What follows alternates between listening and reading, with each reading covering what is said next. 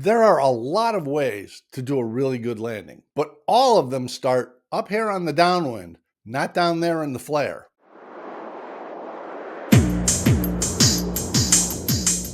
Let's assume, for the sake of argument, that you've been flying for a while. You're fairly confident about your abilities. Maybe you even own an airplane that you've been flying consistently for a number of years, or you rent from the same place and you fly the same airplane or a series of airplanes that are substantially similar. And because of that, you feel like you're on top of things, and that's great. Where you're going to meet someone like me is a CFI where you do your flight review. And that's where you can find out there are areas you can improve on. To be honest, we're mostly judged on our landings, not because that's the most important thing we do, but because that's the most visible thing we do. If you're at altitude and you're off by 150 feet or 10 degrees, most people can't tell. Even people in the airplane with you may not be aware of it. But when you come down to land and you bounce it, or you land on the nose wheel in porpoise, or you land halfway down the runway, so you're 2,000 feet or so down a 5,000 foot runway,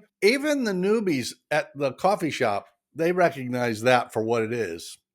Kind of sloppy piloting. What better time than right now to click that like button, subscribe to the channel because we're coming up on 4,000 subscribers and we'd love to count you among them, and maybe even think about sharing this video on your social media for your pilot friends. As I was reflecting the other day on a flight review I did for an aircraft owner many years ago, a really great guy who owned a Piper Archer. Beautiful airplane. He maintained it spectacularly well. We went on a flight review and he flew just fine. Everything about the flight was fine until we got back to do the landings. We did 3 landings and they were just erratic. The only thing consistent about his landings is that they were totally random. So in typical CFI fashion, I said, let me try one. So I took the airplane from him and I came around and I landed and I touched down pretty much where I said I was going to touch down. We went around and did another one. Same thing. I landed pretty much where I said I was going to touch down. And he turned to me and said, I wish I could do that. To which I said, well, you can. The problem with his landings, and the problem with so many people's landings, is they don't realize the quality of the touchdown starts on the downwind. You can't fly an erratic pattern where you turn base at random places and you've got a different airspeed all the time. That was his problem. Sometimes on final, he was at 80 knots. Sometimes he was at 65 knots. Sometimes he turned into the base just a quarter mile or so off the end of the runway. Sometimes he was more than a half mile off the end of the runway. So basically, while he was a terrific pilot and doing just fine, we just honed that a little bit, and I worked with him to get some consistency. So when you go flying, think about what you're doing before you get into the downwind. Get yourself onto that downwind at an appropriate throttle setting, at an appropriate speed, and in the configuration you want to be. Have those landmark steps right in your head where I'm going to beam the numbers, I'm going to have a throttle adjustment, I'm going to bring in the first notch of flaps, maybe I'm going to turn on carb heat, maybe I'm not, depends on the type of aircraft you're in. It might not even have a carburetor, but have those landmark steps in place. Know where you're going to turn base, either using a landmark at your home airport, or you know you're 45 degrees off the arrival end of the runway.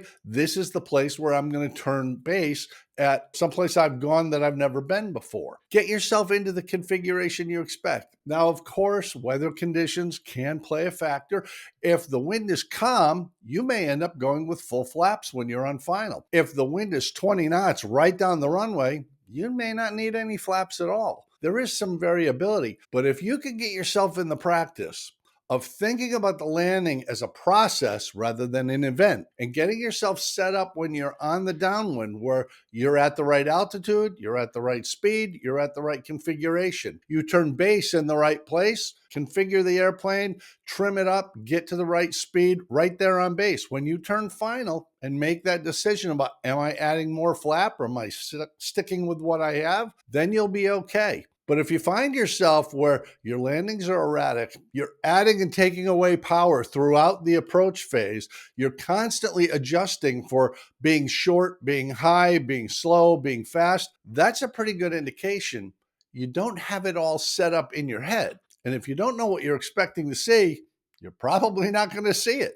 The good news, and I mean the really good news, is flying an airplane is not that hard. The mechanics of it are really not that tough. The burden we have to get past is our own thought processes and our own procedures and the style we use to make those procedures happen. What I mean by that is, say we're a beam the numbers on downwind, and that's the place where we do our configuration change to add flaps. We do our throttle setting. Maybe you come back to 1700 RPMs. Maybe I come back to 1400 RPMs. It doesn't matter. As long as we're consistent with how we deal with this, that's the style. The procedure is that we're going ahead and we're making that change in this spot, a beam the numbers. When we're turning base, maybe you add second notch of flaps when you roll out. Maybe I roll out and think about it. Let's see how high I am. Let's see what the wind is like. All the variables come into play. And yes, there are a considerable number of them. But if I have a plan and I know the altitude and the speed I expect to be at any given point in that approach, and I set myself up to make that happen, the odds are pretty good that landing is going to be a squeaker on the center line where the person in the passenger seat or the person at the coffee shop at the airport is going to say, that was nice, because we're consistent. And when consistency happens, our confidence goes up and we really are the pilots we want to be. These are just suggestions. I am not saying you're a bad pilot. I don't think anybody who gets through the process is actually a bad pilot, but we all have the tendency to develop bad habits. We all have that in us to get a little sloppy. Maybe don't do the full pre-flight brief. Maybe don't get a full weather briefing. Maybe we don't really plan out our route of flight as well as we should.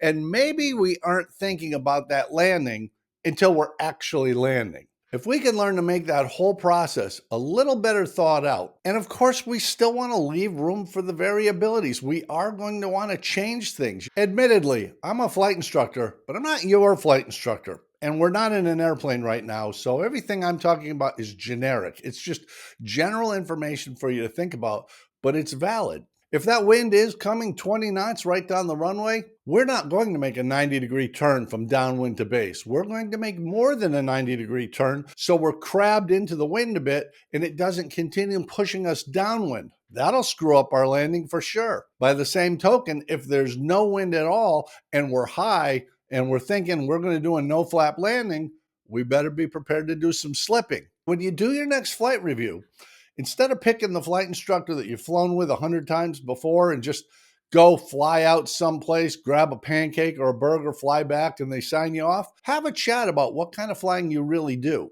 Talk about what your aspirations are and what you might want to do with the airplane. And then work on the things that you think are weaknesses. If in the course of that flight, your CFI spots another potential weakness and brings it to your attention, go ahead and work on that. That's what's going to make you a better pilot, a more confident pilot, and a more competent pilot. Because none of us wants to go flying and end up with bent metal or scraped paint or a collapsed nose gear. Flying is a great pastime. We all love doing it, and it really is life-affirming, but it does take some thought. And the airplane, although it's designed to fly, it's going to do what we tell it to do. And if we tell it to do the wrong thing, the erratic thing, the random thing, we really can't be surprised when it does exactly what we asked of it. Hey, thanks so much for listening. I hope this helps you get into a mindset that makes you a better, more confident pilot. I actually do enjoy going out and flying with a CFI every once in a while and just saying,